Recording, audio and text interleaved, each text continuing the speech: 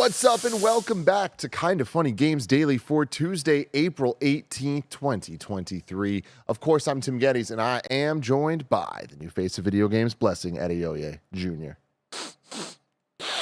Do you smell that, Tim? Oh, I do, Bless. It's the smell of smoke, but also the smell of review season. The never-ending review season 3.0, I'd say this is, this month alone, this year alone. Well, it's just continuing. It's coming in two waves, according to Blessing's Super Fun Game release calendar, where wave 1 starts this week. It actually starts today, sorry, a day early, where we got in our codes for Horizon Forbidden West, the DLC, Burning Shores. Cool. And so I got that downloading on my PS5 right now. I'm excited about it, but of course, we also have Star Wars Jedi Survivor. That's coming out April 28th, and then Redfall, and then, of course, the finale of this first wave, Zelda Tears of the Kingdom. Oh, and then wave 2 is in June, right? When I look at the calendar, right? You're talking about Street Fighter, you're talking about Diablo, we're talking about Goodbye Volcano High, Final Fantasy 16. But I'm very excited. I'm very excited to play some games. I've been on video game sabbatical for the last month. like that. That's good for you. Thank you. You need a little break before the storm that is approaching. Exactly. I am at the point that I'm dreaming about Zelda.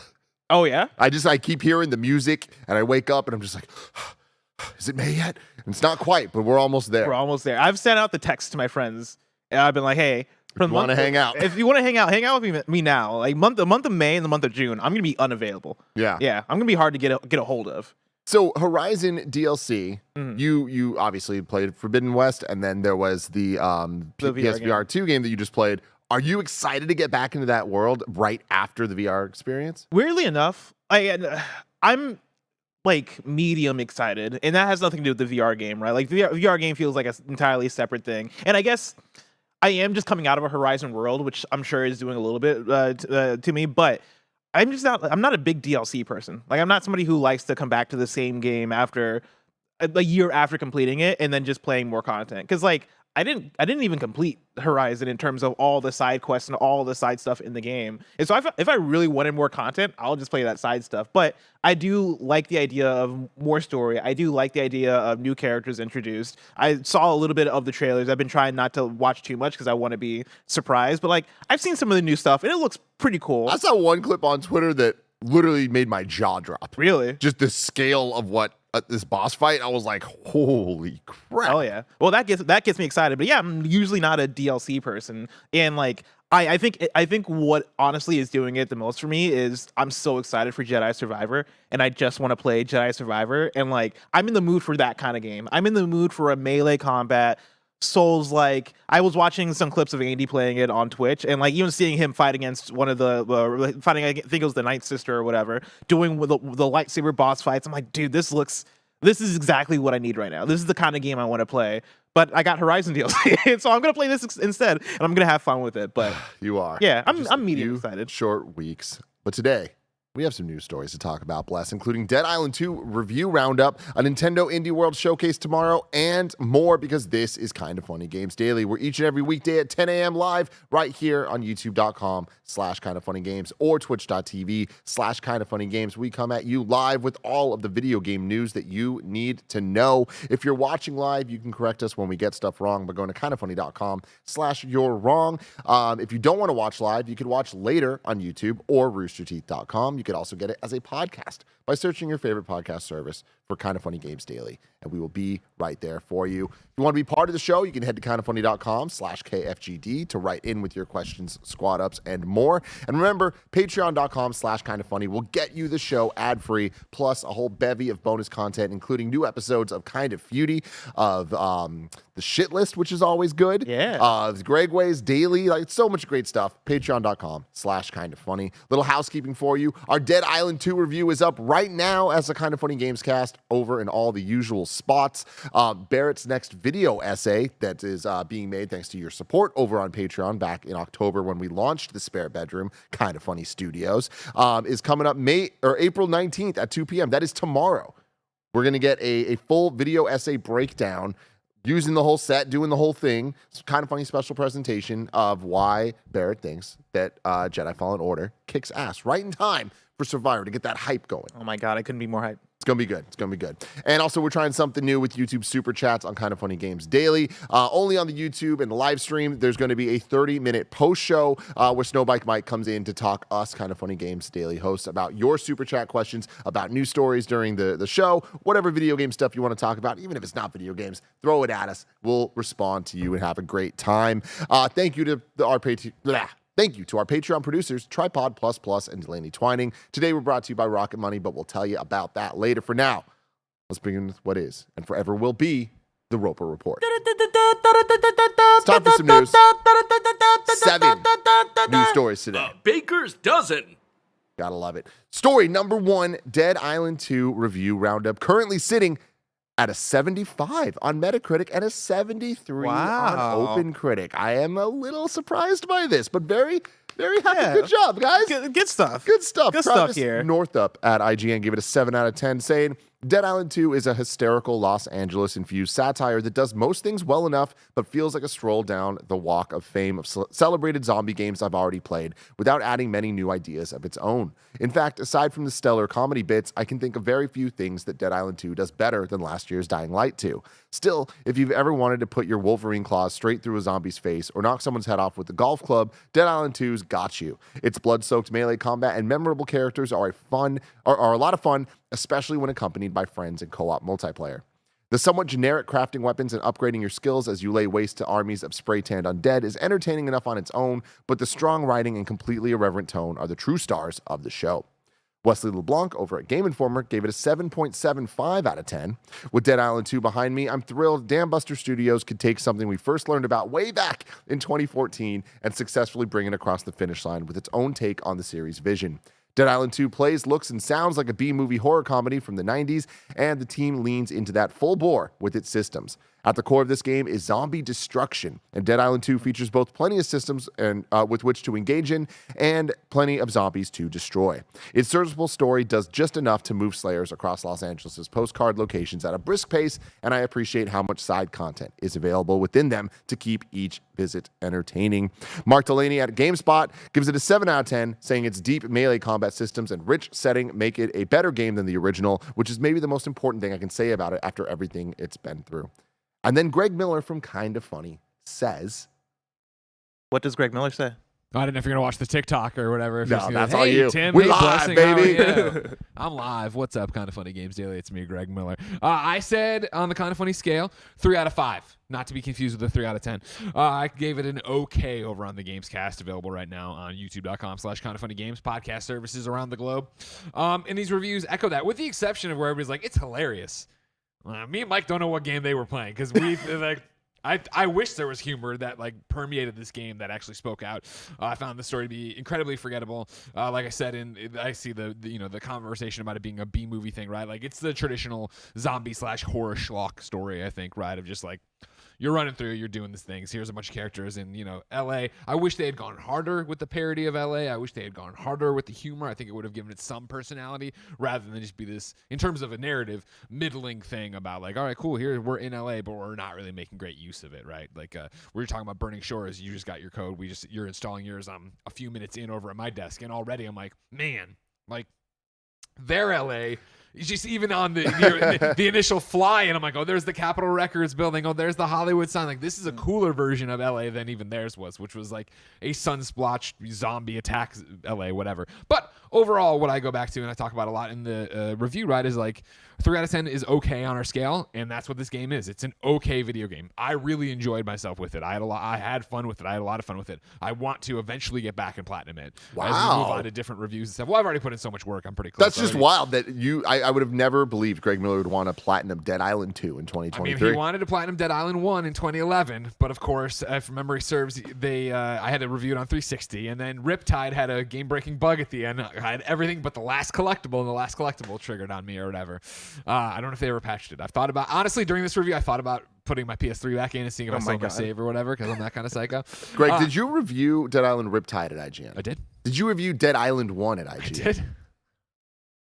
Wow. I'm old. I put up, if Kevin has a chance to jump my Twitter, I put up the Dr. Manhattan meme of it's 2011. I'm 28 years old. I'm reviewing Dead Island. I'm 2012. Anyway. That's great. Yeah, so I've been around the block with Dead Island, and this is Dead Island 1 in a 2023 setting. They don't. It's the same zombies in a lot of instances. They don't push a lot of it forward, but it is still fun to run around and chop zombies up. But I wouldn't look for anything beyond that. Yeah.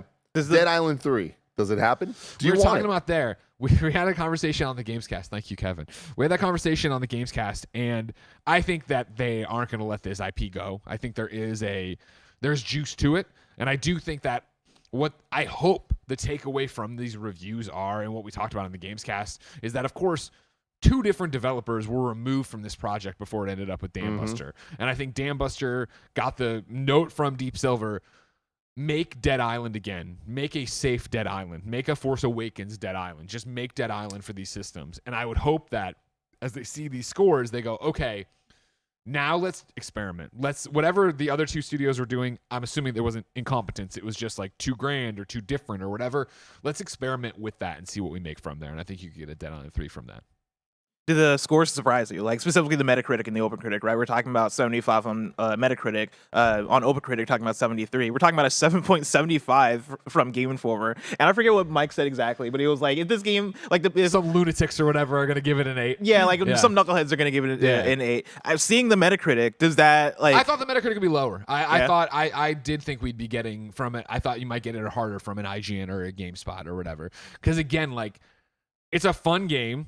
And I enjoy this game, and I want to play more of this game, but I do find it to be pretty unremarkable. And like they've talked about in the reviews here, right? Like, it is well-worn territory what you're doing in here. Dying Light 2 is a better game that's more diverse, more vertical.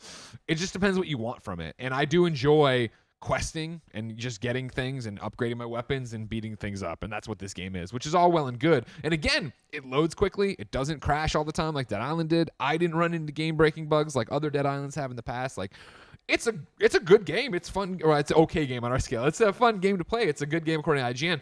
But I thought, I thought we'd be a little bit lower than 7. What is the OpenCritic? It's 75? 75 on Metacritic. I thought we'd be a little bit lower than that. I'm sure as more come in, we will as well. But about how much time did you put into it? I did about 20 hours when I rolled credits. I did some side stuff here and there, and now obviously I'm doubling back for a ton of the side stuff because one of them called out, like, Mike in his review on the Gamescast talked a little bit about, like, oh man, like, the story moves really quick. It's 24 missions, so you can finish. I think at night 1 he was at 11 missions done or 12 missions done or whatever.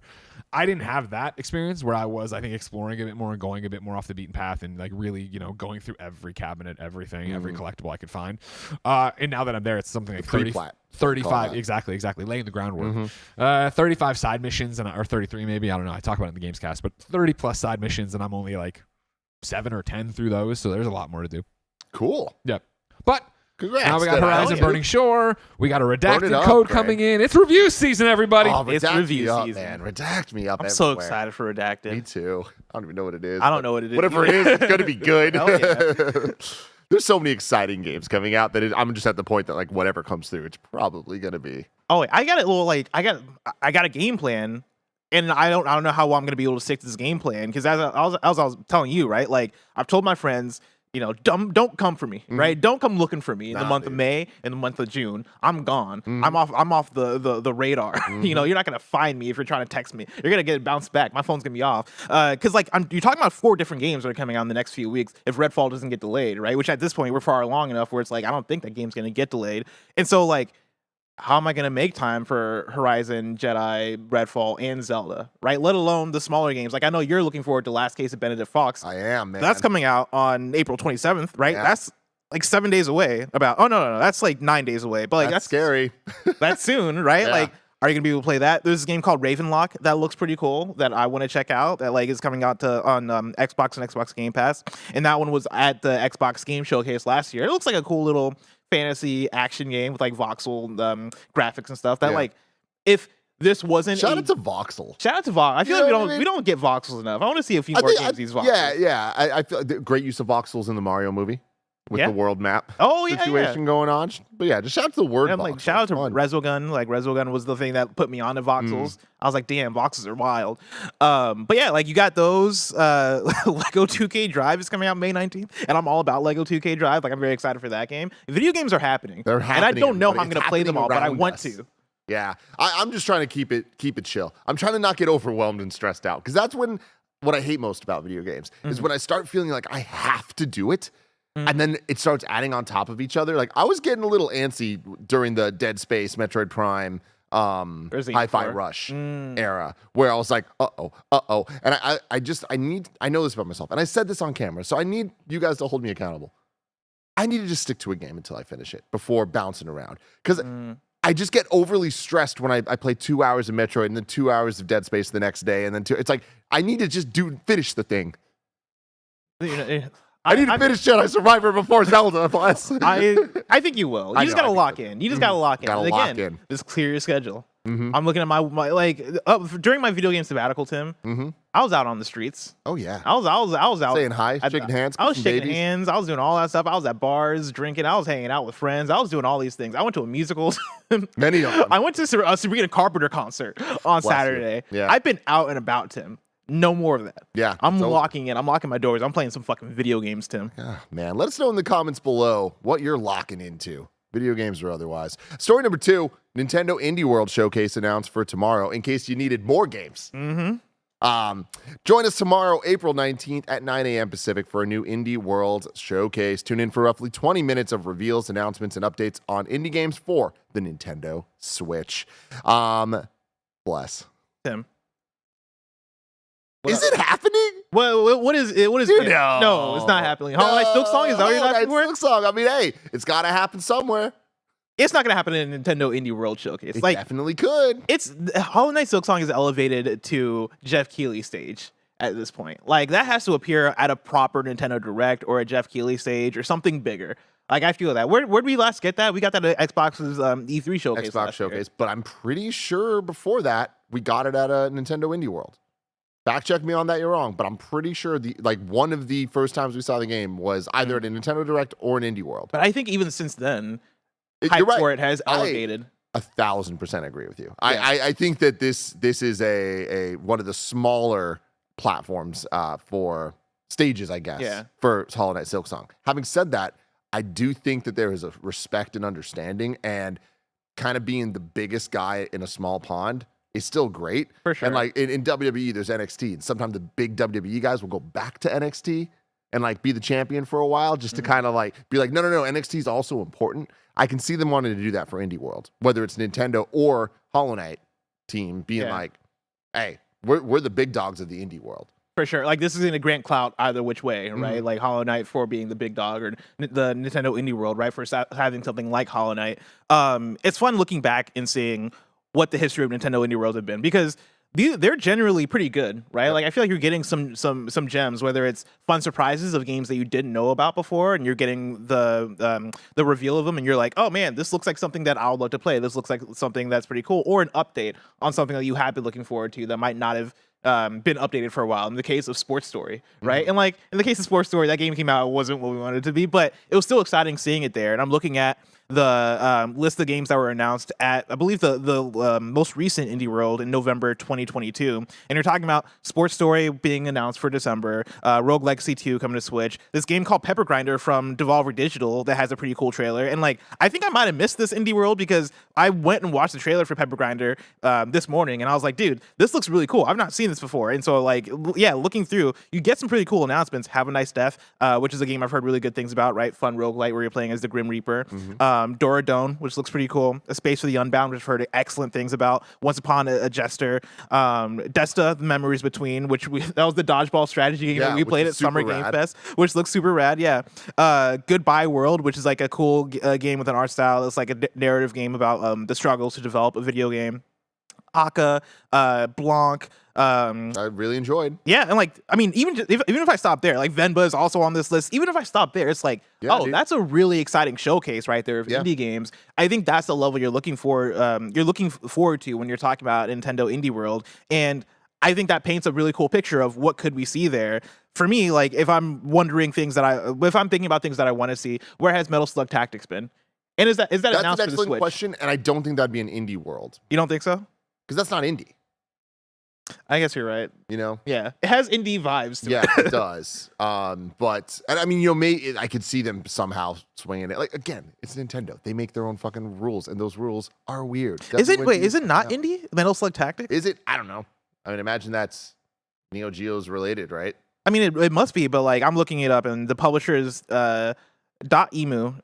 I never figured out how to pronounce that. Dotemu. Which they've done Teenage Mutant Ninja Turtles, Shredder's Revenge, Streets of Rage 4, and Windjammers 2, and it's being developed by Lakir Studio, which I'm not familiar with Lakir Studio, but they look to be an indie studio. SNK is not an indie studio, but I think that For sure. depending on how you want it, I wouldn't be surprised if Windjammers would make it an indie world. So it's like they're making their own rules. They're playing fast and loose. Like, it is what it is. And we've seen Nintendo's indie showcases evolve over the last decade, where indie world seems to be a branding that has stuck for the last couple of years. And I do think it has an identity to itself that, like, we know what we're about to get from it. And, like, I feel like that's going to be a lot of quality games that we look at, like, back to back and go, hey, that looks nice. That looks cool. Joey would like that. Andy would like that. It's like they have a great kind of sense of understanding of what Nintendo indies are. And, like, I feel like it's like these are games you're going to play on the Switch. You're going to like them a lot. They're going to be comfy. It's just going to be a good time. But every once in a while, we get something like Cadence of Hyrule, which is like a fun surprise, right? So adding that to the potential of Hollow Knight, which again, I don't expect to see it tomorrow. I'm just saying I don't think people should think it's impossible to be there tomorrow. Man, I think it's impossible. I want to know where we've seen it before, because I saw someone in the chat. I think it was Alex G saying that before we saw the Xbox thing last year with Hollow Knight, we saw it at a Nintendo Treehouse. Oh, really? So it's like, which I know things have changed, but is that also just in our heads? somebody in chat says Hades 2, which I'm like, that is way beyond what you would see at a Nintendo Indie World. And also Hades, since the origin of Hades 1, has been a Keeley thing. Yeah, I mean, that's a good call. I feel like that's going to be there. But I also think that paints the picture of, like, what does indie really mean? Because of course Hades is indie, right? Like Supergiant is like other people aren't publishing those games; they're doing that by themselves, right? But like Hades 2 has the name recognition of a triple A IP, and that I think that would be something that would appear at a Keeley thing or at a bigger showcase, which it has. Which it has, yeah. And like I'm going back to Metal Slug Tactics, right? Like even though that is SNK, even though technically not indie, I think the term indie has fluctuated so much. What's up? Bander SN. Hades' full release was revealed at an indie world. Interesting. Oh yeah, because that came out. Thickens, everybody. Well, you're not going to see Hades 2 though. Like Hades 1, I understand, because that's Supergiant before Hades. Supergiant after Hades 1, they're feeling themselves. They're feeling themselves. Yeah, like if I'm Supergiant, I'm like, yeah, put this as your one more thing at a fucking PlayStation showcase. Like, you are gonna put me on the biggest stage possible for this thing, because Hades, one of the biggest games of that year. Biggest stage possible? Oh, God. Stage of the Shrine Theater in front of 7,000 screaming fans. Yeah, can you imagine? But yeah, another one I'll throw in there, Skate Story. Where is it? That's, I believe, a Devolver joint, if I remember correctly, and so like maybe you'd see it at a Devolver thing. But is that coming to Switch though? No, but I think maybe it could. Yeah, if it was coming to Switch, you would talk about it at an indie world. That's the thing where I try to look at games that have been announced for PC and go, which one of these could fit on Switch? Because of course, Switch is one of the premier indie platforms, right? At least it has been. And when you talk to developers, ask them, hey, what platforms is this coming to? If they're only able to list one or two platforms, because the reality of development is that you're not able to make your game for everything all the time, because that's a lot of work. Switch is usually one of the first ones to come up when you're talking about consoles, because Switch has that attachment rate when it comes to buying indies, right? People who own the Switch are going to buy indie games. And then you might talk about Xbox if your game is on Xbox Game Pass, and then PlayStation, maybe if you're able to get a PlayStation Indies deal or whatever. But Switch comes up so often. And so, yeah, I look to something like Skate Story and wonder, could that come to Switch? Could it appear at an indie showcase, because that game looks so cool? And then something like, I talked about this on PS Love You recently. There's this game, Fallen Aces, that is this first-person action game. It's this gritty crime thriller that looks really cool, that has this like first-person action perspective, but like the art is 2D and it looks super rad. Games like that, I'm down to see. But is there anything for you that you're like, I want this to appear tomorrow? I mean, we're talking about a lot of cool. You bringing up Skate Story gets me like stupidly excited. I don't think it's going to be there, but like, I love that. But I do like that we're at a point with indies that there are now like kind of the tiers and levels of what to expect, where we know we're going to get a bunch of games we've never heard of. We know we're going to get some games potentially from studios we know. We're like, we're getting a follow-up project. That's exciting. And now there's like kind of more AAA things. Like there's these like games that we're excited to see more of. We're excited to see sequels announced, like Hades 2 being a great example. Like Hollow Knight, we're excited for seeing more of Silksong on the level that we are of like a Final Fantasy or something like that, you know? So like that's a big deal. Something that I've been tinkering on. I'm trying to figure out here, Bless. I need your help on it. I think a great way for us to hypothesize what might be shown tomorrow is for us to take a step back to last month when me and you were at a hotel room. What hotel room were we in San Francisco. Oh, Playing some Nintendo indie games. I forgot about that. GDC. That's a really good call. Because whatever was there, I imagine we'll get updates. There was a lot of unanswered questions there. As far as I remember, Gunbrella doesn't have a release date. That would be a place that's a really that. good call. Yeah. That's a really good call for Gunbrella to. What else did we see there? And also another question, the thing that I don't remember because we were there, was there an indie world coinciding with it? I don't think so. No. So I think this is going to be the indie world that kind of like shows those games. So Mage Seeker. Yeah, Mage Seeker was there. And Mage Seeker comes out today or tomorrow. So like it would make a lot of sense to have a trailer and be like, and it's out now. Have a Nice Death was there, but that game came out already. What was the game I played? Hold on, where's my phone? I put it in my notes app. Yeah, it's so funny because it was just a month ago, but it feels like so damn long. But anyways, the Gunbrella I think is the big one that I'm hoping we get a release date for tomorrow. Is this it, or is this a restaurant I wrote down? I can't remember. Hold on.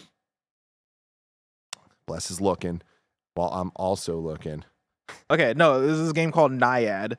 That I played there. It's a Pop Agenda joint. It's developed by High Warp, and it's this like weird top-down, kind of like experiential indie game where you're swimming in this pond and you're reuniting baby ducklings to their mother ducks. Yeah. And like the game has a really cool art style. It looks really cool. It reminds me of like more of a like a flow. Like what's the name of the studio that did Journey?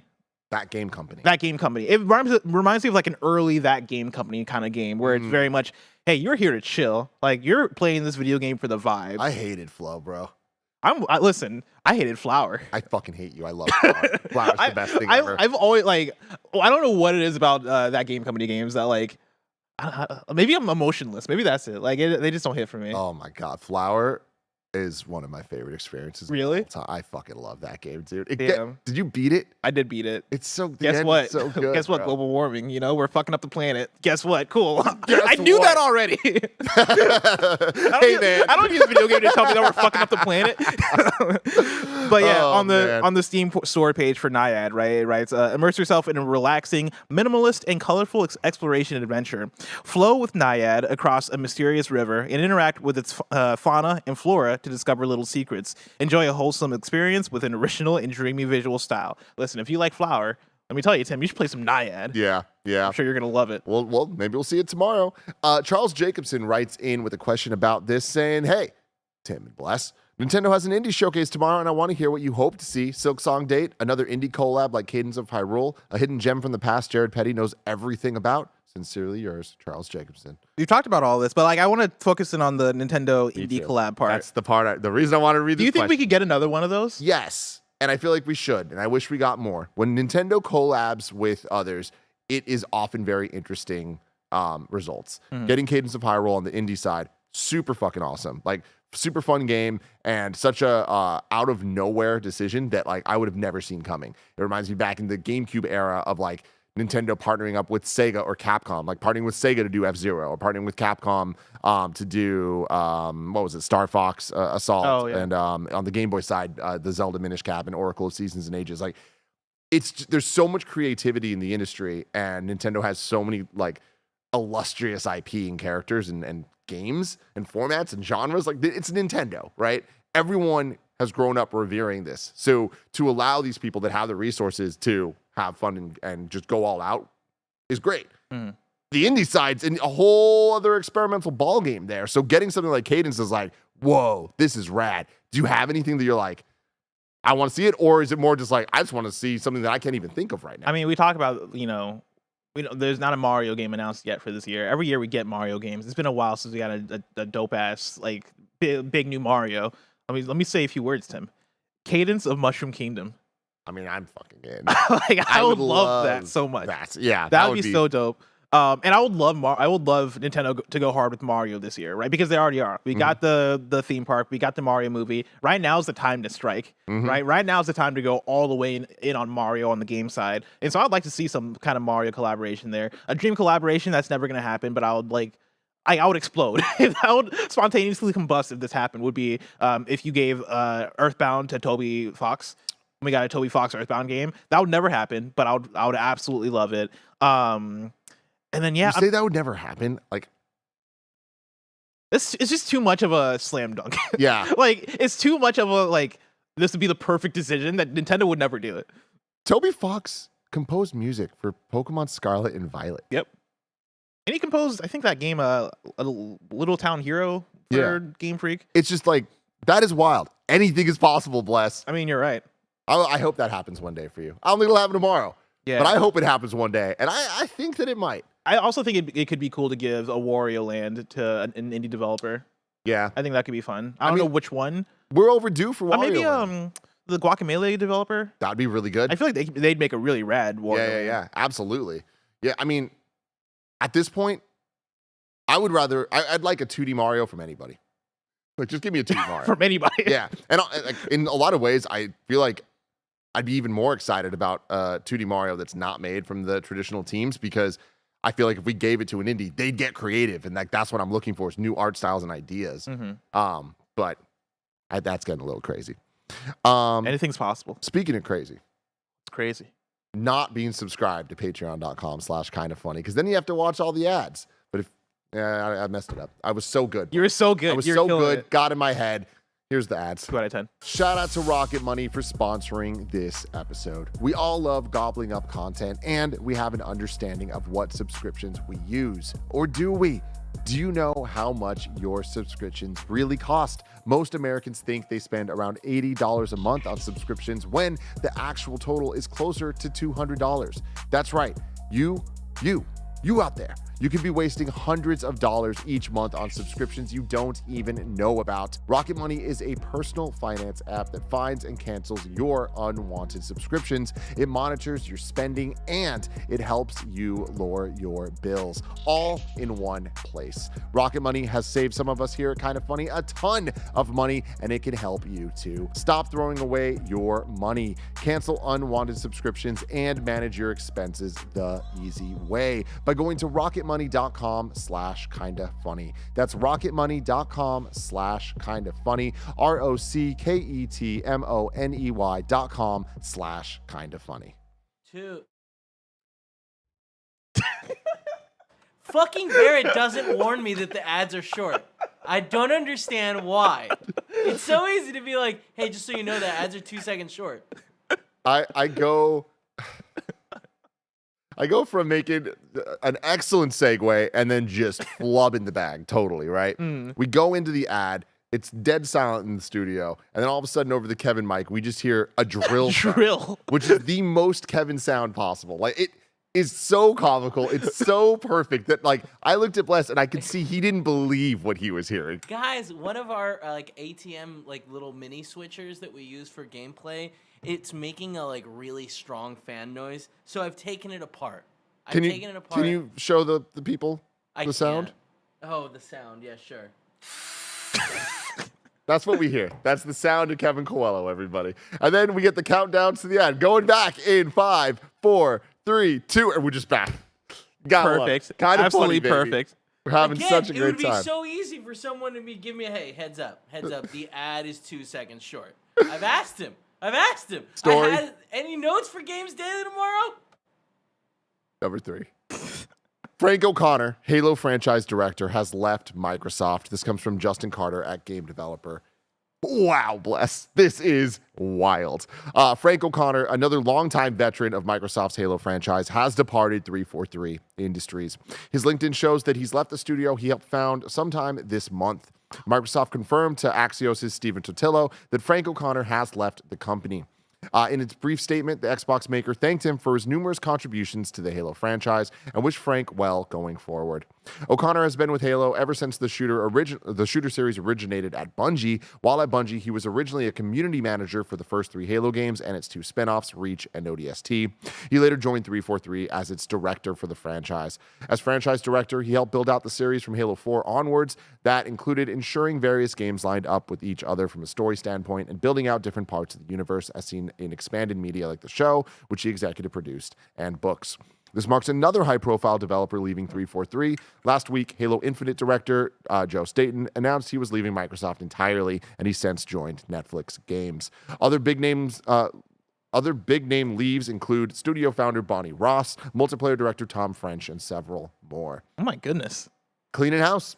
It's the end of an era in so many ways. The end of the second era, from Bungie all the way to 343. Like this is it. And Frank leaving is like such a big deal because he was the face of the community for Halo for the entire run. And getting the big bump up to director of kind of seeing everything over at 343. But back in the Bungie days, like he was the one that was like on the forums and like on the all the social media. Like at a time that social media didn't even really exist, he was kind of a name in the space. And like he would always do like weekly blog posts with like updates on Halo 2's development. And like it was like a special moment in video game history. Do you know what I'm talking about, Mike? Mike knows what I'm talking about. He would always draw Master Chief. He has this little doodle called a Mr. Chief. Oh, that's fun. Yeah, it was adorable. Is that where that comes from? I've heard of Mr. Chief. It is Mr. Wow. Chief. It's a Frank situation. So yeah, man, this is a lot of stories coming out about this team leaving. I wonder what this is going to result in. What's 343 going to look like? What is the next Halo game? What's the next 343 game? Are those the same thing? Will there be one? I don't know, Bless. Yesterday, I heard you guys talk about, and I forget if this was the main show or the post show, but it came up the idea of our video game studios. Does it make sense to look forward to projects from the same studios when video game projects take so long now that like oftentimes you see turnover and those same people that worked on the first game of the franchise aren't necessarily working on the second or third game. You're seeing a lot of turnover right now with 343, and correct me if I'm wrong, 343 with the Halo franchise hasn't really had a knockout hit that everybody agrees is the one. They have not had a launch hit. Like Master Chief Collection was a disaster at launch, and then over time became something that the community really enjoyed. But yeah, between 4, 5, like there's people that enjoy parts of each one, but it's not a unanimous like, oh, they knocked it out of the park and they did the damn thing. And then of course you know what happened with Infinite. So is there a case here where cleaning house, reconfiguring 343, figuring out who the new leads are, who's gonna take these spots, like trying to shake things up? Is there a case in which that is a good thing? Is there a case in which this is a, hey, we just gotta restart, we gotta figure out a new vision for 343 if we're going to continue on with Halo being made by the studio? Absolutely. I do think that this is going to result eventually in being a good thing for both 343 and Halo as a franchise. I get progressively more and more worried about Halo as the days go on. I think we all know that Halo can never be what it used to be in terms of it being a dominant force in the industry and one of the biggest franchises. I think there's just been too many extreme fumbles and missteps in order for that to ever like come back into prominence, as well as not being able to adapt quick enough to an evolving landscape of multiplayer shooters out there. So with all that, I think that Halo can still really thrive if they focus on what specific things people love about Halo, because the character's there, the story's there. Halo's fun as shit. It feels good to shoot. It feels good to drive. It feels good to do all those things together. If you come up with focused experiences that just deliver on that, especially using something like Game Pass and like with just a better idea of like delivering content to people, I think it could work. I think there's a level of ambition that they've proven that they can't quite deliver on all fronts with, right? But I do think that the skill and talent is there, and there's a fun video game. And that, I think, is the most important part. There's a fun video game there. Yeah. Dude, Halo Infinite at launch was some of the most fun I had in a video game that year, right? Especially a first-person shooter. Like, there's definitely something there in terms of how mechanically solid it is and how fun the moment-to-moment gameplay is. And, like, using the grappling hook mid-match, like swing around and get a shot on somebody, like getting like emptying a clip and then getting my last melee hit on somebody to knock them out. That's good. I've not been a Halo person, right? Halo's always been that game that my friends would have, and I'd go over to the house to play it, and they destroy me, and I'm like, this ain't fun. Why am I playing this, right? Halo Infinite was the one to really convince me and go, oh no, this is really fun. Like this is a fantastic time, and really like the place where they mainly flubbed was the content and keeping up with it and trying to make a game that could live alongside the Fortnites, Apexes, like the games that are the Call of Duties, the games that are getting these updates, and the games that are year round, right? Halo Infinite didn't feel like a game that could last year round because they were not, the battle pass wasn't it, the content wasn't it, right? All that. I feel like if they're able to almost have their Fortnite moment, in a way where, Fortnite came out, Fortnite was dead on arrival, and then boom, they added in this new mode, right? They added in Battle Royale, and now it's flourishing, right? Mm-hmm. Like, I don't know if they've already given up on that for Halo Infinite, but like I could see that still being a thing, right? I know there are studios working on the Halo Battle Royale. Mike, nod if that's true. No, Mike nods. Yeah, there's a studio working on like the Halo Battle Royale. If that comes out and if that's a hit, and maybe if you're able to get a flow going and reconfigure your ongoing content plan there, you could have something. I think Halo has something special in the fact that it's a name that's been around, and it's a name that when it comes to video games, people recognize and are willing to boot up, right? Mm-hmm. Like it's not an unknown IP. It is Xbox's somehow most popular IP still, right? Because back in the day, it was this dominant force. And so you have this thing that you can still put new games out with, and people are going to play it regardless because it's Halo. I think that then lends to hey, you kind of have unlimited shots with this. Like, cool, this one didn't work, you give it another shot. Like, this is how many Halos has it been now where it's not been the one? Like, Halo hasn't hit, and we're still trying them out. We're still there at launch playing them. I'm sure whatever the next one is going to have the same thing in the first few weeks. The question is it going to carry people over into months and years of playing that game? We'll have to see. We will have to see. Still rooting for you, Halo. Still rooting for you. Story number 4, Playdate has sold over 50,000 units. This comes from Jordan Middler at VGC. Panic has announced that its Playdate handheld has sold over 50K, more than double what was forecast by the developer. Shout out to you, Playdate. Go get them. 53,142 Playdates have been sold since the company opened pre-orders on July 29th, 2021. According to Panic, the company planned to manufacture 20,000 units, and it would go on to sell 20,000 units in one day. It's been a great year for Playdate, Project League Greg Malatek said in a statement. When we started, we had no idea how big the audience would be for a weird product like this, but we told the factory to build 20K.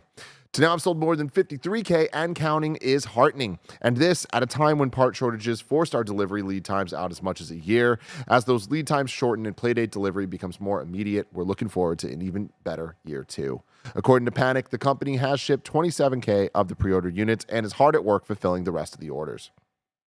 There you go. Hell yeah. We That talked is about this. Fantastic news. Like, that is a demonstrable amount of copies sold compared to their forecast. And I'm very surprised by this, but I think that this is a good sign for the support of the system. And we've seen even recently, there's been some things that are like, oh, that's actually kind of exciting, like the Celeste Pico stuff being ported. Pico, it's up to you. But yeah, what do you think about this? I mean, I think this is awesome, and I think this answers some of our questions in terms of like, how do they feel like it's going, right? Like, has this been the plan for Playdate? We talked about recently how them upping their price makes us recoil a little bit, right? Because they increased the price by like, I think $20 or so and put it up to like, I think it was $200, kindafunny.com/you're wrong. And for so many of us, right, I think the mainstream and like the wide gaming audience, you look at that and you're like, I'm not going to pay that much money for it. But if they're looking to sell only like 20,000 units and yeah, like 50,000 people go, yeah, I'll pay $200 for that, then boom, you got a success, right? It's about managing your expectation and making sure that you have an audience that is going to support, like you have an audience that's going to support this platform in the limited way that you're looking at it. And then you have developers making games for it that understand that's what they're making games for, right? Like they're making a niche product here. They're making something very unique. They're putting out unique games for it. And it's cool to see that it's working out for them in the way that they wanted to. And so That's really awesome. It really is. You know what else is awesome, Bless? What's that? Seeing a best friendship go down in chat right now. We got Jorgen Venere and Vincinerator. I just see them going back and forth throughout the entire show. They clearly just met. They're talking about video games, having a great time. It looks like this is Jorgen's first time ever on Kinda Funny Games. So thank you for giving us a shot. Saw us talking about Dead Island 2 and wanted to see what was going on. And then him and Vince. And it seems like Vince is coming back to Kinda Funny after a while. So welcome back. And I just love now they're just talking about Half-Life Alyx. It's just great. It's just great, man. Love the best friends out there. Story number 5.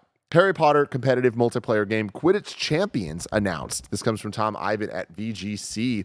Warner Brothers Games loves to print money and has announced that Harry Potter Quidditch Champions for PC and unconfirmed console platforms. According to an FAQ on the game's website, it's a fast-paced competitive multiplayer game featuring the world's most iconic magical sport. It's billed as a complete standalone Quidditch experience that engages players in the sport of Quidditch and other broomstick adventures. Alongside friends in a competitive multiplayer setting. The game will let users create and customize their own Quidditch players. It will require an internet connection, whether playing solo or as a team online. Quidditch Champions has been in development for several years at LA-based Unbroken Studios, which is also currently contributing to the console versions of Suicide Squad, Kill the Justice League, aka SSKJL. Right, Mike? Oh, yeah. Warner will hold limited play tests for Harry Potter Quidditch Champions from April 21st to 22nd, and players can register for a chance to participate. A release date has not been set. This explains why you don't have Quidditch in the Harry Potter, the Hogwarts Legacy 100%. game that just came out, right? Thought exercise for you. Did they say if this is free to play or not? I don't think they said so. If, let's say, they put this out for $40, how many units do you think this is selling? I mean, a lot. Because like Hogwarts Legacy, I need to double check this, but I saw somewhere that like they sell 250% more. Like you want to talk about like, you know, like leaping over your projections, right? Your forecasts.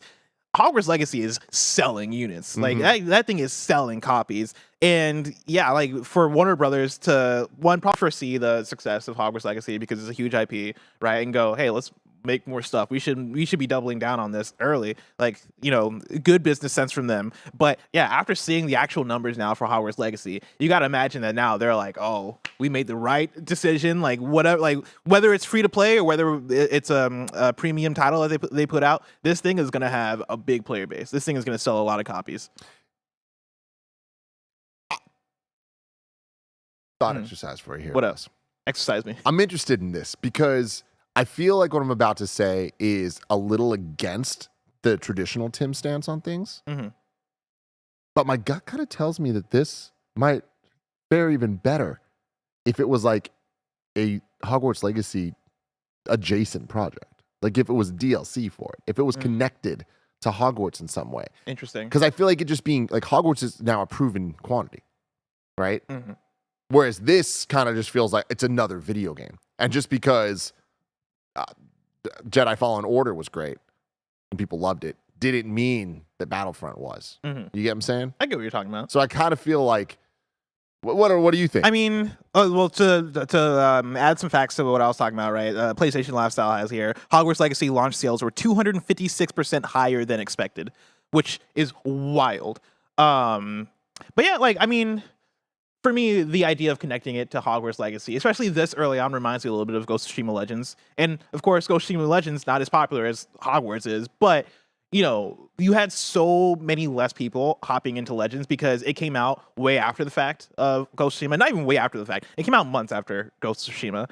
And it was this free thing that you could play if you had the proper game, right? But like that didn't get to live and breathe the way they wanted to. If you're putting out a Quidditch game, a multiplayer Quidditch game, I would think that you would want to support it, you know, especially depending on the price structure. Like, let's say it's free to play. Let's say it's a free to play game. I think you would want it to, you would want to give it like a battle pass. You would want to give it these free to play ongoing features. And I think if you're doing that, connecting it to a single player thing that came out in like a year ago, right? Let's say this comes out in 2024.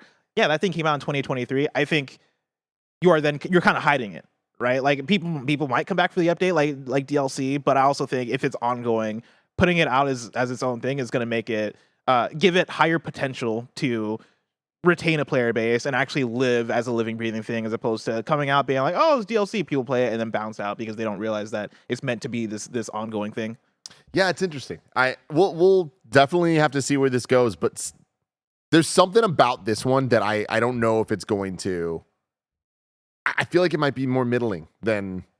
It's not going to do as well as Hogwarts Legacy. Yeah, I don't think so. But I also don't know if it's meant to, right? Yeah. Like Hogwarts Legacy, I think for them is probably even still like a, oh shit, we didn't realize how good this thing was going to do.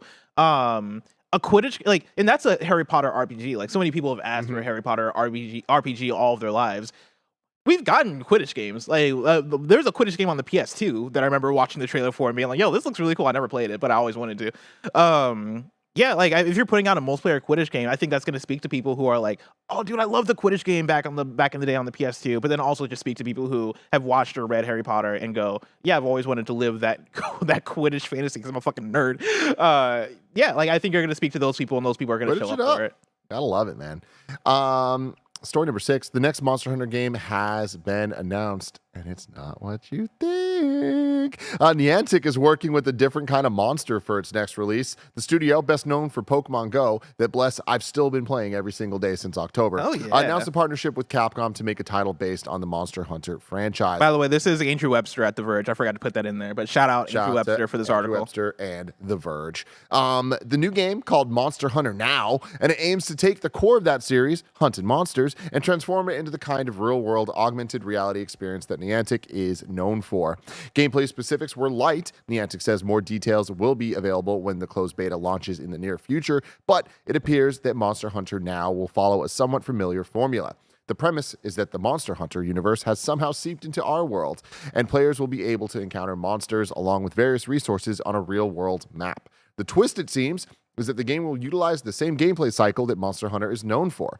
Hunting monsters will earn players different materials, which can be used to craft better weapons and armor, which in turn can be used to hunt even more challenging monsters. Combat's always been a major part of Monster Hunter, but they don't call it that here. They call it Monhun. M-O-N-H-U-N. Oh, is that a thing? That is a thing. People do call it Monhun for sure. Shout out to Monhun, everybody. While long, sometimes exhausting battles, and like in the main console game, you'll be able to hunt with friends in Now. But the mobile game also condenses things quite a bit. Battles will last a maximum of 75 seconds. Niantic says that Monster Hunter Now will launch in September on both iOS and Android, and Tim Geddes says Niantic is my favorite developer to say. Niantic is a really cool word. Fun. It's a really good name for a developer. Here's the thing, Tim. I feel like every month there's a new Niantic walk around and Pikmin got one. Yeah, Pikmin got one. There was a Harry Potter Wizards Unite one. Ghostbusters got one. There's one for the NBA where you can go and recruit LeBron James. Like, got a Marvel one coming There's a Marvel one that I think is the coolest one because I got to announce it. Yeah. There's so many of these things, and I'm gonna put on my aluminum foil hat, Tim. Yeah. All right. Are they? Is Niantic? Are they in it for the games? Are they in it to make games that we have fun with, or are they collecting all of our information? Is that what this is? Like, what is the final goal here? What is the final? Because like, are these games successful? Are these games killing it? Like, I'm sure some of them are. Obviously, Pokemon Go is, and I expect that like the Marvel one will be because come on, Marvel. But like, was the Pikmin game successful? Let me tell you, the only way I know how is we have for years now said Andrew Goldfarb's the only person we know still playing Pokemon Go, right? And like we've kind of turned that into a joke. Since I've gotten back into it, I've learned just how much Andrew Goldfarb actually plays Pokemon Go, and it's a lot. It's fucking a lot. But the thing is, I do too now, a lot. And he's gifted me things left and right, and I'm getting a whole bunch of shit. But because we're friends, I get to click on his profile and see what he's got going on. And on his profile, it says, also plays daily, Pikmin Go. No. Yeah. Okay. So, Andrew, I'm blowing up your spot here. But, yeah, Andrew Goldfarb's also playing Pikmin Go. I want to know. So what does that mean to answer your question of is it popular? I don't know, but Andrew Goldfarb is playing. I want to know the end game. What is Niantic building? Now here's the thing. Real quick, I will just say, for me playing this game now for the first time since 2016 and now playing it every day, like I'm really enjoying it. I think that there's a lot of like actual gameplay in it, and it is not just what it used to be of going out and like tapping and wasting your time. There's still a lot of that. But there's battles now. There's a lot more like actual core stuff. There's way more It's not just 150. There's now like 800 something in the game. Like there's a lot of stuff that they're adding, and trust me, they're making a lot of bad decisions. People are really mad right now, bless, about like some price changes that they just did. Oh man. But I think that is a sign that there's a big enough group of people that care, that are playing, and decisions are affecting them. And I think that is true for a lot of these different niche things, where I wouldn't be surprised in the same way that Goldfire's playing Pikmin, that there's a ton of people that are just as into Pokemon Go as I am for the NBA one. Yeah. You know? I saw a billboard for the NBA one. Really? Yeah. And I was like, oh, snap. They're marketing this for real. All right, cool. Good on Niantic for getting these deals. They remind me of like a Telltale in their heyday, but obviously like even in a bigger way, right? Because they are working with some of the biggest IP in the world, and like Pokemon Go made so much money, and they're able to do this with like building off of that same technology. I still think they're building up to something bigger. I think they got world domination in the brain. I think like I think they're collecting data to like then I don't know if they're selling it. And I'm not even saying this in a nefarious way, right? Yeah. I don't think I don't know if they're doing anything nefarious, but like this feels so convenient and so like they have access to so much. They know where we're going. They know everything, man. Yeah. They know Tim's daily walk routine. They do. Oh, they do. They know the fact that I now walk more because of Pokemon Go. They did their job. Story number 7. Diablo 4 has gone gold. Can you hear her presence now? They tweet. See you in Sanctuary, June 6th, 2023. Gia's birthday. Oh, happy birthday. Exciting stuff here. Very Diablo exciting 4. stuff. You know, I'm going to give this one a 2-hour shot. Okay. I'm gonna dedicate 2 hours to Diablo 4 of like, you know what? I'm going in, not my type of genre, not my type of game at all. But Andy always pushes me. Tim, get out of your comfort zone. So I'm dedicating to you. This is a promise to the Kinda Funny Best Friend audience. 2 hours. I'm gonna do the same. Yeah. I'm giving it at least a few hours. Yeah. Yeah. I mean, I've heard such good things from both Mike and Joey, and also from Ryan. That works at Dropkick IGN. Tondo says 2 hours isn't enough. 4. Dropkick just for you. I'll split the 4. difference either 3. I'm going 4. Who's the Ryan McCaffrey? That's who it was. Ryan McCaffrey wrote the preview for IGN back when the previews dropped, and really convinced me. I was like, dude, this sounds incredible the way that you guys are talking about it. And so I'll split the difference. I'll give it 3 hours. Okay. Yeah. Okay. There we go. Anyway, June 6th, it's coming out. The video game Armageddon is upon us. Oh Lord. We have breaking news. Was this Breaking news being Did added you put here. this in here? No, I didn't. Okay, I didn't either. I think Greg did. Which, hold on, let me see this. Tomorrow, who's hosting? Mike and Andy.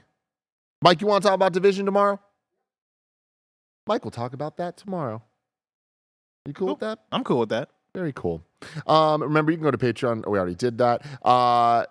Mike talking about the Division not being dead is so far away. So if all far knows away. go to Mama Shops today, where would I look? You look toward the official list of upcoming software across each and every platform as listed by the Kinda Funny Games Daily Show hosts each and every weekday. Oh, there it is. Here we go. When are you going to stop being a coward and actually sing it for yourself? Never! Out today, we have Disney Speedstorm Founders Pack Early Access on everything, which I'm interested in giving a shot. God of Rock on everything. Minecraft Legends on everything. Puzzle Quest 3, everything. Mage Seeker, a League of Legends story on everything. Exogate Initiative Early Access on PC. Desktop Dungeons Rewind, PC. Europa Universalis 4 Domination on PC, and Puzzle Quest 3 Oh, I have on that twice. PS4, That's 5, on me. Xbox One, and Xbox. It's on there Series twice. X. I'll just get rid of that. There you go. Disney Speedstorm I'm very excited for. I think Greg Miller got me my code. Ooh. Yeah, so I'll probably be playing Horizon anyway because Lots of video games. lots of video games. New dates for you. Ghostbusters Spirits Unleashed launches second free DLC on 4/20. Nice. Blaze it up. This Let's DLC go. gives you new ghost types, a new map, and so much more. Little deals of the day for you coming to Game Pass the next few weeks. Today we have Minecraft Legends on 4/20. We got Coffee Talk Ep 2 and Medieval Dynasty. 4/21 Homestead Arcana. 4/26 Cassette Beasts. All the greatest hits. 4/27 BlazBlue Cross Tag Battle Special Edition. And The Last Case of Benedict Fox. Let's go. Fucking go. April 27th. God, that is scarily close. And then Redfall, May 2nd. So Some big hitters there Yeah. for Xbox coming through at the end of April, early May. Redfall's not moving, is it? It's gonna stay there. No, it's sticking, baby. All right. Yeah. Which is wild because when that news broke and they had the conversation on Xcast, Greg Miller called me at night and was like, hey, should we push this episode early in case they announce a delay tomorrow morning and then this whole episode is outdated? Like, that's how confident we were that, like, they might do that. But here we are. I don't think they're going to. Do you think there's a chance? Does anyone in this room think there's a chance? Way too late to delay. Way too late to delay, Barrett says. I think they would have done it by now. No, I do too. All right. All right. Well, we're going in. Yeah, there we go. Let's do a little thing I like to call You're Wrong, where you get to correct us as we screw things up. Now, Jay Saya says, the only time Hollow Knight Silk Song's ever been at a Nintendo showcase was Nintendo Treehouse. Banderas says, Tim said Capcom made Star Fox Assault. It was actually Namco. There we go. It was. You're right. People are saying that the Playdate saw a $20 price increase from April 7th, increasing the price to $200. So I nailed that shit. And then weirdly, hold on, let me verify this. I saw this. Is this a video game thing or is this just an app? Marvel announced Marvel Move, where you can go jogging with Thor and Hulk and shit. Hot. Yeah, a fitness adventure app. I thought it was the Marvel thing. And I was like, wow, dude, it's going wild today. No, it's not that. Well, cool. That's been Kinda Funny Games Daily. What a great time to be alive for everybody. Remember, we're trying something new with YouTube SuperChats on Kinda Funny Games. Only on YouTube in the live stream. There's going to be a 30-minute post show where SnowBikeMike's about to join us to go deeper into some of the stories. Hit us up with questions. We'll answer them. Use your super chats over on YouTube to have us read your questions. It's very exciting for everybody involved. Tomorrow's hosts, we have Mike and Andy. Then Thursday, Bless and me. And then Friday, me and Steven Spawn. Very excited for that. Do you know about me and Mike's challenge? I don't. So on Remember Blank, Mike threw it on the gauntlet. And I'm supposed to host KFGD this week without looking at the doc, without like for the intro, for all the rigmarole. Oh yeah, do like all the 10 paragraphs we have there without looking at the doc. And I accepted the challenge. But the way I'm gonna get around it is by trying not to host KHD at all this week.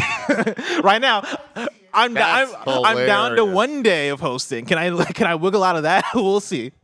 Dude, I feel like looking at it throws me off more.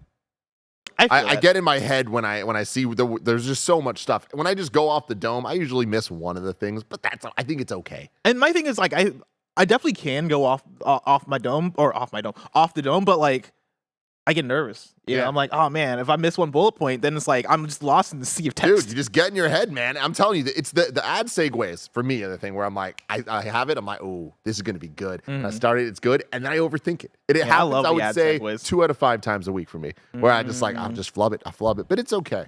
We're all in this together, everybody. We're about to end this episode of Games Daily, but remember, we're still hanging out, and then we're doing a super fun live stream right after this.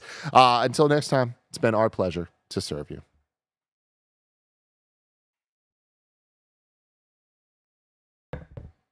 Welcome to the stage.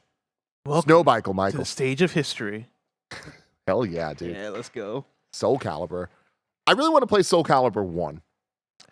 It's been a while. Fun fact, I don't think I've ever played Soul Calibur 1.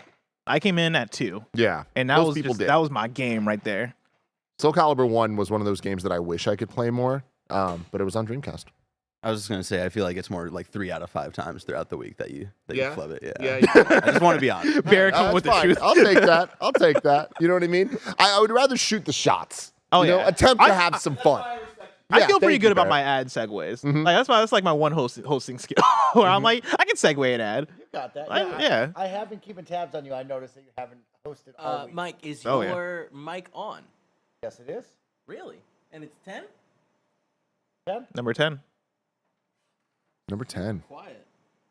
All right. I like how close we are. Look at us. We're all tucked in close Yeah, here on the like- big set, which is very, very nice. Of course, let's jump into it. Yo, what the heck is going on, Kinda Funny best friends? Welcome to your post show for today's Kinda Funny Games Daily. Of course, I'm your guy, SnowBikeMike, and I am joined by Blessing Adeoye Jr., the Young King, and of course, my dude, Forbes 30 Under 30, Tim Geddes, to go a little deeper into today's news stories, maybe have some fun topics of discussions brought to you by you, the best friends out there, or just ask Blessing how his day's going. That's the next hot concert and why he won't go and see Drake with SnowBikeMike this summer. We'll talk about it here on the You know post show. why. I got a wedding. Of course, you can get involved with your super chats or your bit donations, even resubscriptions over on Twitch. You can get involved. Give us your questions. We will read them here, just like Luke Milo Design did. He writes in and says, "Hey fam, my pitch. id Software makes the next Halo campaign. 343 makes the multiplayer suite.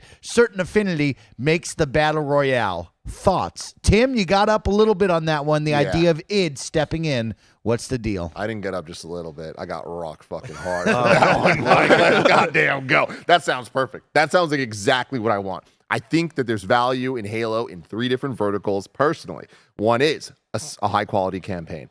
id can bring the heat with that. We know that they got the stuff there. 343 has the multiplayer suite. I think they just need to focus. They need more time. They need to have more maps. They need to have the content. Just keep rolling it out. That sounds great. Certain Affinity with Battle Royale, all signs point to them actually working on that. That being the case, we'll see what that ends up being. I want a Halo Battle Royale. That sounds fun as hell to me. The mechanics of Halo combined with a Battle Royale sounds perfect. So, yeah, that sounds like the dream. I love this pitch. Okay, that's a big pitch there. 3 different teams, though, Bless.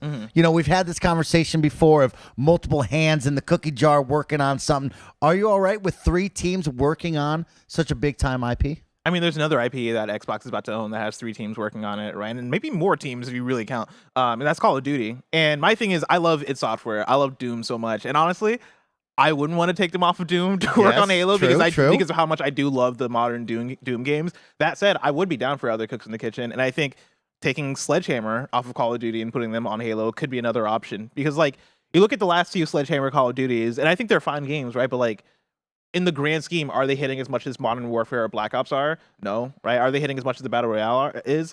Not really, right? And so, like, I feel like that is a team that you would take off of Call of Duty and maybe put on Halo. That way, you're giving more firepower to that IP, and maybe it is a split between single player, multiplayer, and Battle Royale, or maybe it is hey, what if we just let Sledgehammer work on multiplayer and let 343 do a campaign? Because, like, well, correct me if I'm wrong, right? What is the reception of the Halo single player campaign?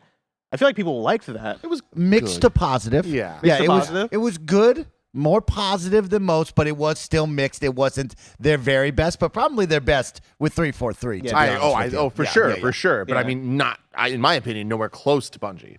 So. Yes. Yeah, and so maybe Sledgehammer's role could be like content. Like, hey, you guys are gonna be the content kings. Like, help us with putting out updates. Help us with putting out new maps. Help us with putting out and like this isn't me wanting to relegate Sledgehammer to a support studio because I think there's so much more than support studio.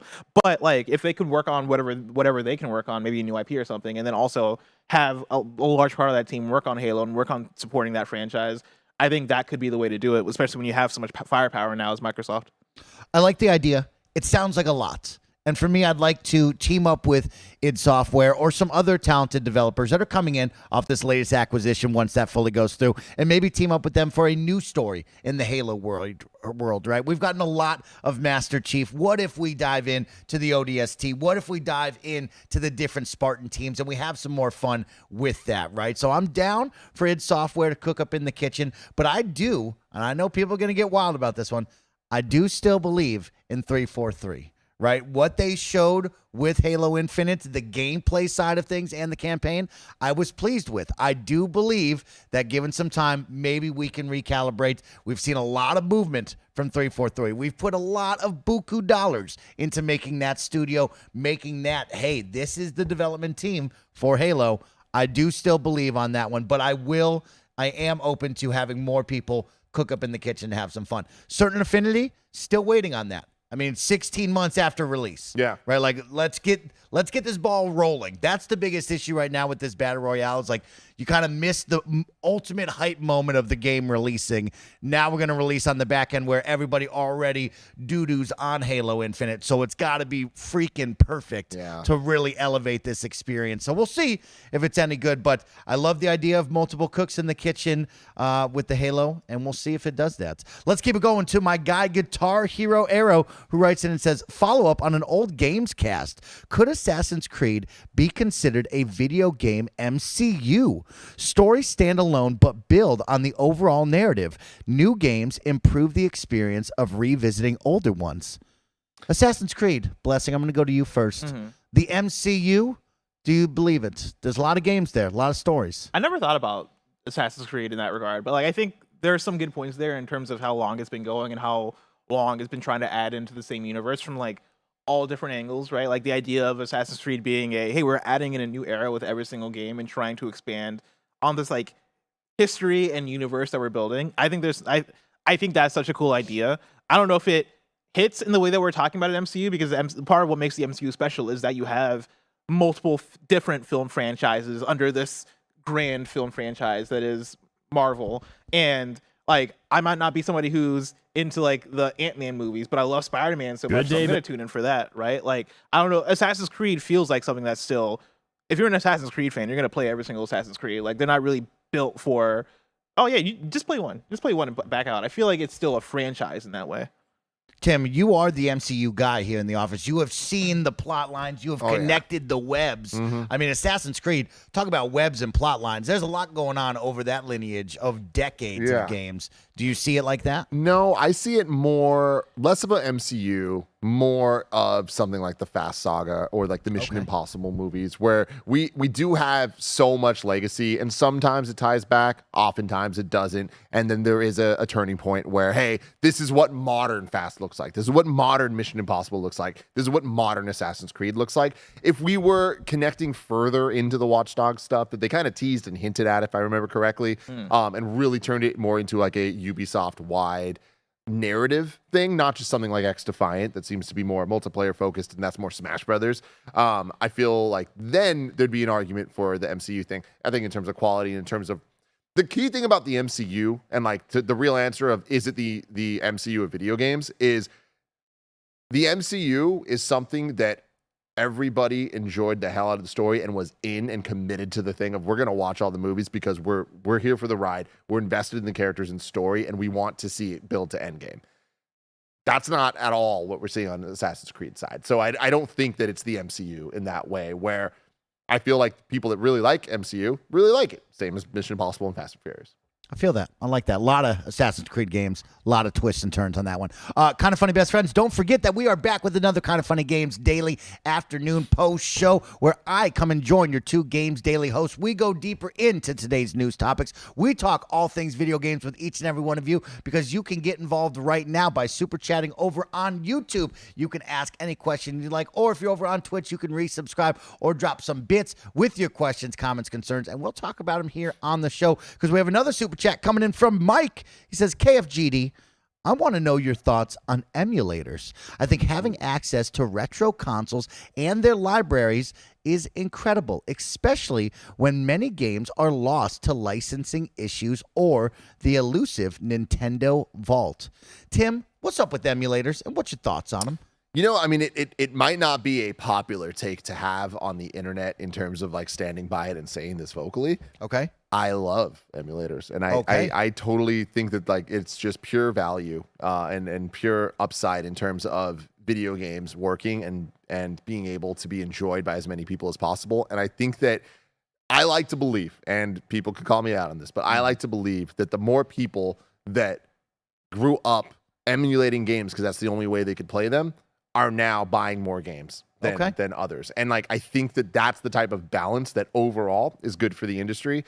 And there's definitely a lot of downsides. I do think that there's a line to be crossed of how things can leak and how things can be like very, very disruptive and destructive to the video game release pipeline that we already know is so difficult. And I feel like there's a line where you're stealing, and that's bad, clearly. Okay. And everybody knows what that is. But I also think that line's a little bit different for each individual. So I feel like it's more of like a personal thing of where you know your line is. I know how many games I've emulated in my life. I also know how much I've given back to video games and how much I've bought and how many games that I played back in the day. Super Mario RPG, I did not buy. I emulated that game. I then later have rebought that game, 5 different times in other ways, because now I have the financial means. I want to support all that stuff. But my stance, very pro emulator. Blessing, as you know, I would always love to have games on my Steam Deck, but I don't know how to emulate. I don't know how to press the Just buttons. give me your I don't know Steam how to Deck. drag the files, Tim. I'm not that First of all, it's smart really when it easy. comes to it. I just say, here, Daddy Nintendo, here's my money, and I give them my money because I don't That's your know how to favorite thing, do though. anything. But Bless, what do you think about emulators? Oh, I love emulators. I think piracy is a bad thing, right? Like, I don't think you should pirate video games, and like that line is a little bit blurry and is gonna, I think, shift from person to person.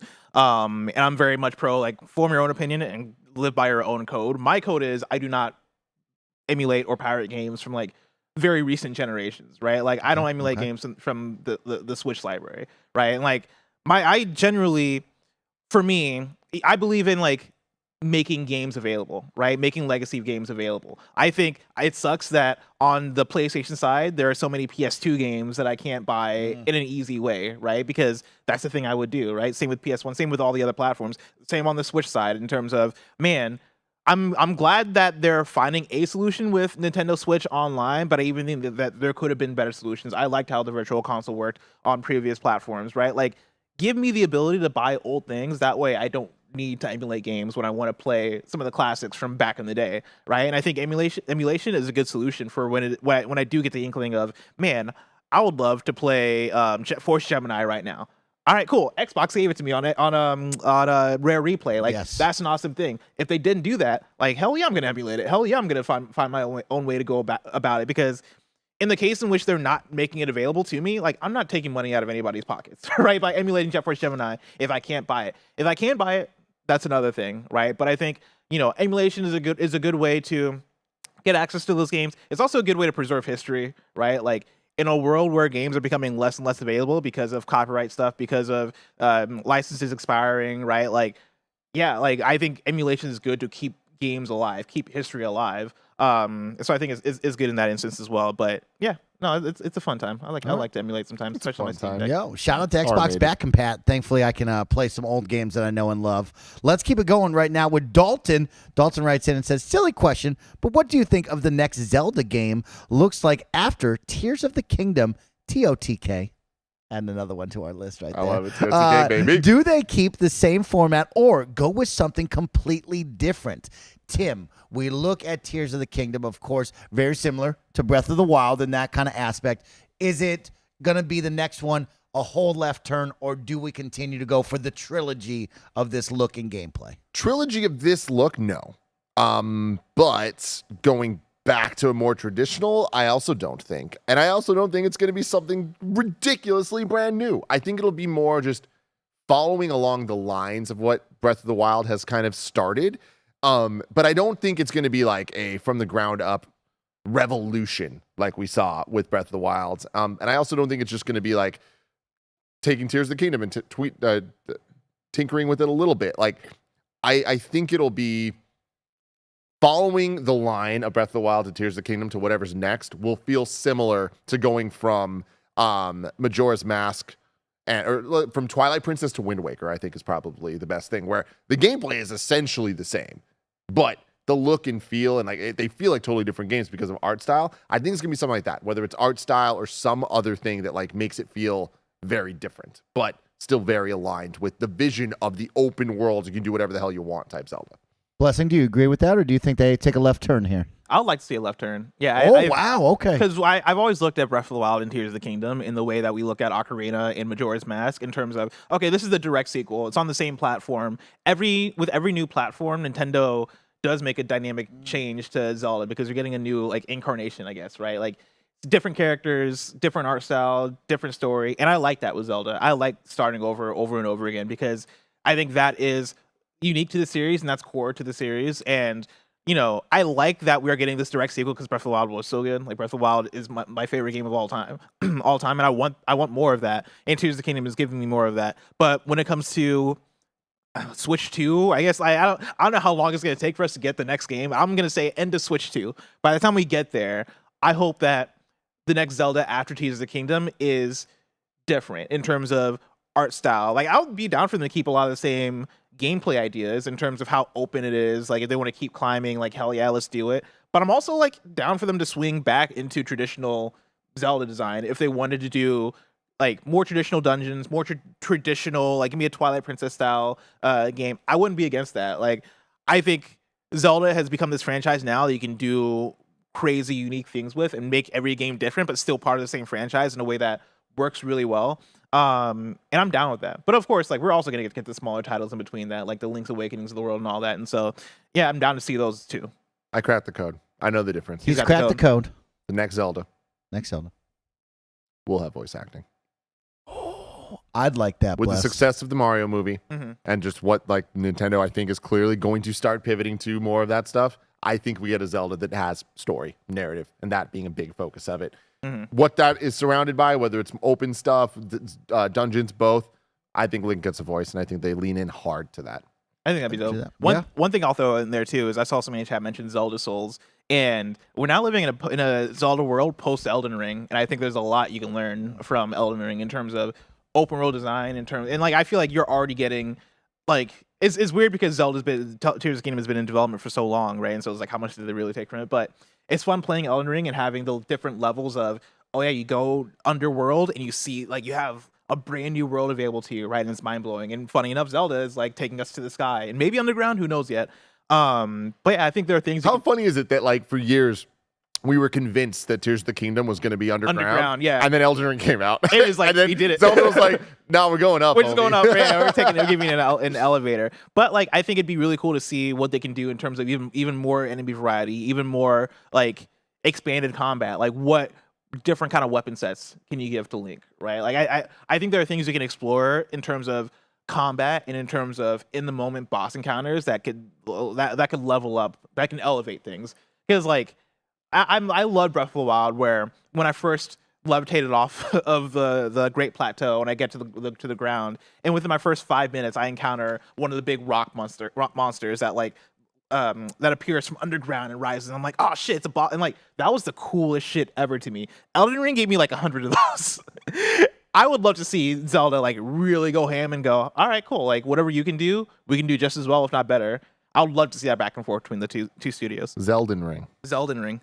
Just so far away, but we got a good one coming up right around the corner. Kind of Funny best friends, we are heading into our final 10 minutes of our Kind of Funny Games daily post show. So one final reminder that you can get involved right now and help support the team and keep the lights on here in the spare bedroom studio. If you're watching live over on YouTube, of course, you can super chat with your questions if you want to dive deeper into one of today's news topics, if you want to bring up a different topic of conversation in the gaming world, or if you just want to ask Tim, hey, what you watching on that special TV of yours? Of course, over on Twitch as well. If you're watching live, you can drop bits in the chat with your questions, or you can even resubscribe, or if you're new here, subscribe for free with Prime Gaming, and you can write that question in with that. Let's keep it going, though, because we have a couple final questions for our 10 minutes here. Manic Pixel writes in and says, how are you guys going to cope when Silksong Shadow drops tomorrow? Also, I've tweeted a video to Kev for another Kenny Omega entrance. Please react. First off, Manic Pixel writes, blessing, are you ready for Silksong to shadow drop tomorrow? It's not going to shadow drop tomorrow. But also, like, But Xbox last summer said that it will be released in the next 12 months, and we have like 45 days left, Tim, of that. Starfield was going to release in the next 12 months. I don't trust a word Phil Spencer says. But no, it's not, like, and also, like, if it drops, that doesn't do anything for me because I'm personally not a Hollow Knight person. Okay, but like, I'm sure Andy will be doing backflips in the studio. I'll be very happy for him. Okay. Tim? I think it's very unlikely, but I do think there is a chance that it shadow drops tomorrow. I don't know that that's the right move for them, but I also think that Hollow Knight is at a point that it kind of can make its own rules. It can, whatever way it moves, the people that are fans are going to show up. I think that dropping it right now is, when would be the best time for Hollow Knight Silksong to come out? Because we're about to get into a lot of stuff. So, I mean, April 19th, maybe. Or maybe you wait till fall. Or maybe the August fall or is open September. right That's now, nice too. We will find out on that one. But we have a Kenny Omega AEW Dynamite intro. We should not watch this because it definitely is going to get us. Okay, don't watch it. Kevin, dinged. take it down. He doesn't want to see it. It's so good, though. Everyone should go check it out. This is from a couple years back. It's Kenny Omega coming out to Megalomania from Undertale, and it dressed as Song. Oh shit! And it's okay. so good. But yeah, unfortunately, it will ding us for sure. A lot of the AEW and all that stuff gets us for some reason. Let's keep it going. David N. writes in and says, with how stacked this year is, what percentage chance do you give Jedi Survivor being GOTY, a.k.a. the game of the year, based on the trailers and a Respawn's talents? Tim, what's the percentage? That's all I want to hear. Percentage. Percentage? I think very unlikely. Like, I don't know. Maybe 20%. 20% blessing. He's slapping Respawn in the face. No. What percentage are you giving him? 5. 5%. Both of you. No Yeah. belief in Star Wars. Really? It's just such a stacked year. It's such a stacked year. Like, honestly, I think that both Jedi Survivor and Spider-Man 2, Okay. they just have such a uphill battle to get game of the year because they're known quantities and the expectations are already so high for them. But they could pull it off. Last year, I loved God of War Ragnarok, and I think that is a similar thing. Having said that, I do think God of War, both God of War 1 and Ragnarok, are on a different level of conversation than Spider-Man and Jedi.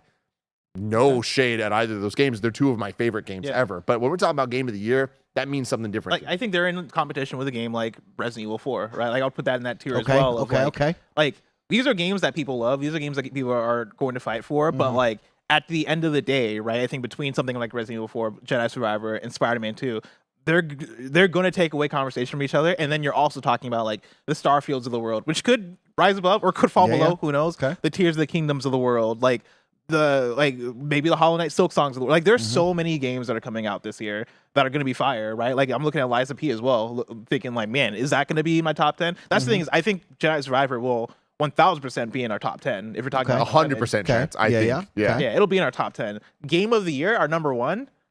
Nah, man, like, maybe, but, like, Okay, it's well, gonna have to fucking kill it. let's hit the brakes really quick. Let's hit the brakes and have a Hit 'em up. discussion.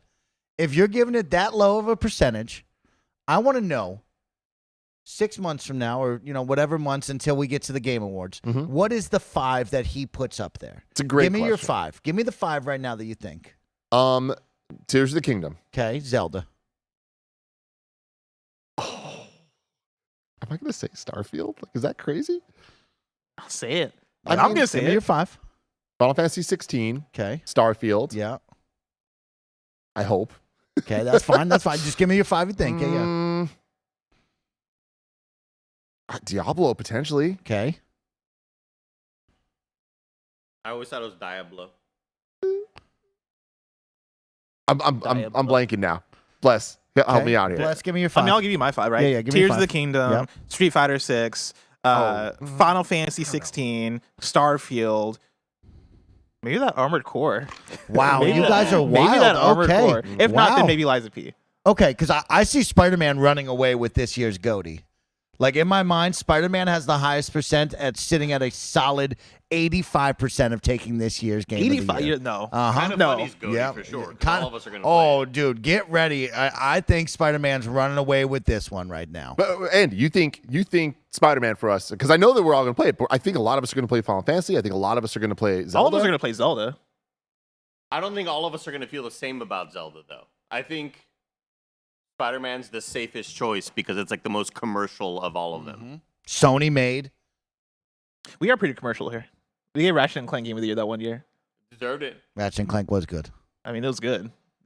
Spider-Man 2 is going to be great. But I mean, Better than Fallen Order. Zelda is high on my list.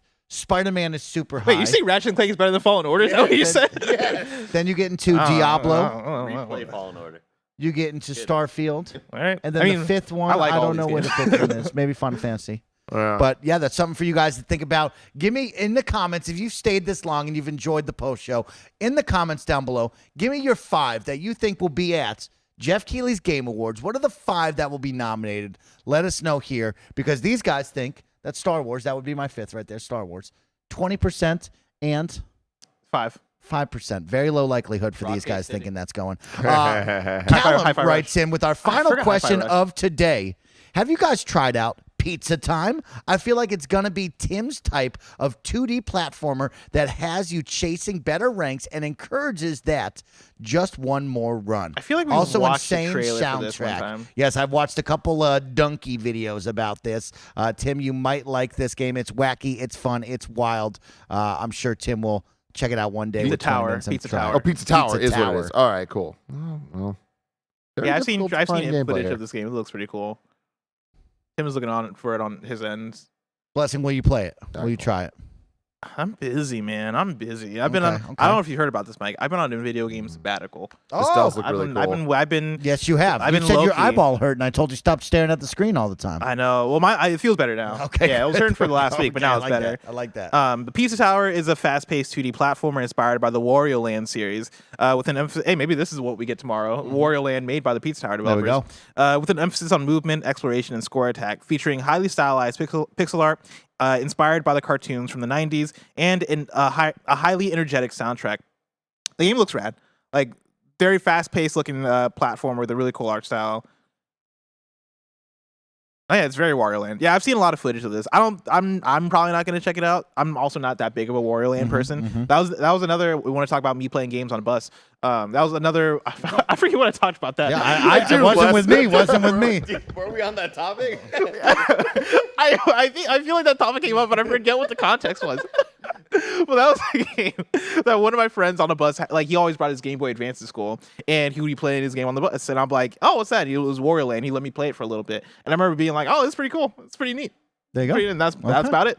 Well, we're going to end today's Kinda Funny Games Daily Post Show with myself and the team. Thanks to all of your super chats, resubscriptions, and bit donations on Twitch and on YouTube. With my buddy Brain13 writes in and says, been missing for a bit, but I got a job promotion for the first time in my life. Hope you all are doing well. The One Piece is real. Brain, congratulations. Kinda Funny best friends, thank you for tuning in and hanging out with us throughout Kinda Funny Games Daily, and of course our fun daily post show with me and your host. Today we're jumping in for our Kinda Funny Games afternoon stream back into the lands between for some more Elden Let's Ring go. co-op fun. So we'll see you over there on the YouTube and on Twitch. And of course, if you can't watch live, you can always check out the VOD over on youtube.com/kindafunnygames. Thanks for tuning in. Thanks for watching. Thanks for listening. And we'll see you tomorrow. Goodbye.